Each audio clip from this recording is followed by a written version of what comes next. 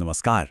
चलिए आज चलते हैं 16वीं सदी के भारत में एक ऐसे ऐतिहासिक पल में जब एक छोटे से राज्य ने उस दौर के सबसे बड़े साम्राज्य को सीधी चुनौती दे डाली।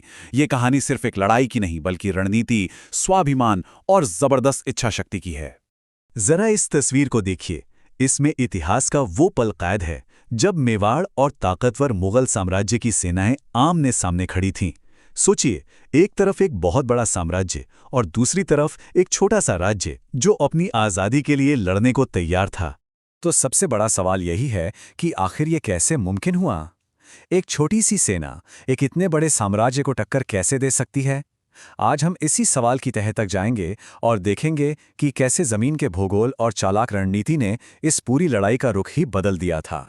तो आज के इस सफर में हम सबसे पहले उस दौर के माहौल को समझेंगे, फिर दोनों सेनापतियों की सोच और उनकी रणनीतियों को देखेंगे, जानेंगे कि कैसे हल्दी घाटी की जमीनी एक हथियार बन गई, फिर लड़ाई के कुछ अहम पलों को याद करेंगे और आखिर में यह समझने की कोशिश करेंगे कि इस लड़ाई का असली विजेता कौन था। तो चलिए कहानी शुरू से शुरू करते हैं। ये बात है 16वीं सदी की, जब सम्राट अकबर के दौर में मुगल साम्राज्य तेजी से पूरे भारत में फैल रहा था। लेकिन एक राज्य था जिसने उनके सामने झुकने से साफ इनकार कर दिया था, और वो था मेवाड़।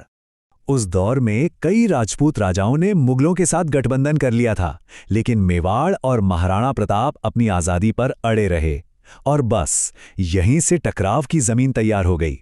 अब बात करते हैं इस कहानी के दो सबसे अहम किरदारों की, दो महान सेनापतियों की। ये लड़ाई सिर्फ दो सेनाओं की नहीं थी, बल्कि दो बिल्कुल अलग सोच और रणनीतियों की भी थी।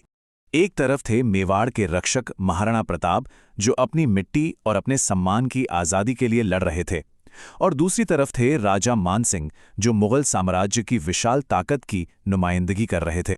और हाँ, एक बहुत बड़ी गलतफहमी दूर करना जरूरी है। ये लड़ाई कोई धार्मिक जंग नहीं थी, ये सीधी सीधी दो ताकतों के बीच की लड़ाई थी। एक अपनी आज़ादी बचाने के लिए लड़ रही थी और दूसरी अपना साम्राज्य फैलाने के लिए। ये एक ऐसी सच्चाई है जिसे अक्सर नज़रअंदाज कर दिया जाता है। कहते हैं महाराणा प्रताप का सबसे बड़ा हथियार उनकी तलवार नहीं, बल्कि हल्दी घाटी की जमीन थी। तो चलिए देखते हैं कि उन्होंने कैसे भूगोल को अपनी सबसे बड़ी ताकत बना लिया। मेवाड़ की सेना ने जो तरीका अपनाया उसे कहते हैं गुरिल्ला वॉरफेयर। इसका सीधा सा मतलब है छिपकर वार करो, दुश्मन को उलझाओ और इससे पहले कि वो कुछ समझ पाए गायब हो जाओ।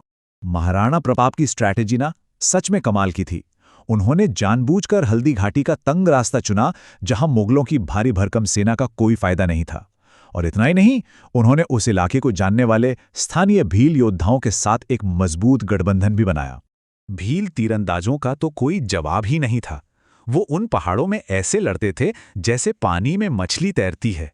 उनके अचानक हमलों और तीरों ने मुगल सेना में खलबली मचा दी थी। और इस पूरी रणनीति के एक और हीरो थे, भील सेना के लीडर राणा पूंजा भील। उनका साथ मिलना राजपूतों और स्थानीय आदिवासियों के बीच एक जबरदस्त एकता का प्रतीक था। तो अब सीधा चलते हैं उस दिन पर, 18 जून 1576, जब हल्दी घाटी का मैदान एक भयंकर जंग का गवाह बना। इस चार्ट को देखिए, फर्क साफ नजर आता है। एक तरफ मुगलों की हजारों की सेना और दूसरी तरफ मेवाड़ के कुछ हजार जांबाज। सिर्फ गिनती ही नहीं, मुगलों के पास उस जमाने के सबसे आधुनिक हथियार यानी तोपें भी थीं। इससे आप समझ सकते हैं कि ये लड़ाई कितनी मुश्किल थी। तो हुआ ये कि लड़ाई करीब 4 घंटे चली। शुरुआत में तो मेवाड़ के गुरिल्ला हमलों ने मुगलों के होश उड़ा दिए, लेकिन फिर मुगलों ने अपनी तोपों का इस्तेमाल किया और लड़ाई का पासा पलटने लगा। आखिर में महाराणा प्रताप ने एक बहुत ही समझदारी भरा फैसला लिया, पीछे हटना, ताकि लड़ाई को आगे जारी रखा जा सके। तो अब आते हैं सबसे बड़े सवाल पर, इस लड़ाई का विजेता कौन था?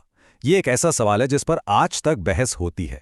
मुगलों का तो सीधा सा कहना था कि जीत उनकी हुई, क्योंकि आखिर में मैदान से तो प्रताप की सेना हटी थी। लेकिन कहानी इतनी सिंपल नहीं है। राजपूतों का तर्क ये था कि मुगल अपने असली मकसद में तो पूरी तरह फेल हो गए, ना तो वो महाराणा प्रताप को पकड़ पाए और ना ही मेवाड़ पर कब्जा कर सके। और इसीलिए आज भी ज्यादातर इतिहासकार इस लड़ाई को इनकन्क्लूसिव यानी बेनतीजा मानते हैं। लेकिन सच कहूं तो इस लड़ाई का नतीजा क्या था, इससे कहीं ज्यादा जरूरी है इसकी विरासत, इसकी लेगेसी। चलिए समझते हैं कि हल्दी घाटी आज भी इतनी अहम क्यों है। हल्दी घाटी सिर्फ एक जंग नहीं, एक सिंबल बन गई, बहादुरी का, अपनी आज़ादी के लिए लड़ने का। ये गुरिल्ला युद्ध नीति का एक क्लासिक केस स्टडी है, और इसी एक लड़ाई ने महाराणा प्रताप को इतिहास में हमेशा के लिए अमर कर दिया। और ये बात बिल्कुल साफ है कि प्रताप का पीछे हटना उनकी हार नहीं बल्कि उनकी दूर की सोच थी। उनका मकसद एक दिन की लड़ाई जीतना नहीं बल्कि आज़ादी की लड़ाई को जिंदा रखना था। और आज भी जब लोग हल्दी घाटी जाते हैं तो वहाँ के म्यूजियम और स्मारक इसी हिम्मत और जज्बे की कहानी सुनाते हैं। वो जमीन आज भी उस महान संघर्ष की गवाही देती है। तो जाते जाते एक सवाल हम सबके लिए, इतिहास में क्या ज्यादा ताकतवर होता है, किसी जंग का नतीजा या उसकी कहानी? हल्दी घाटी हमें सिखाती है कि कभी-कभी जीत से कहीं बड़ी होती है विरासत।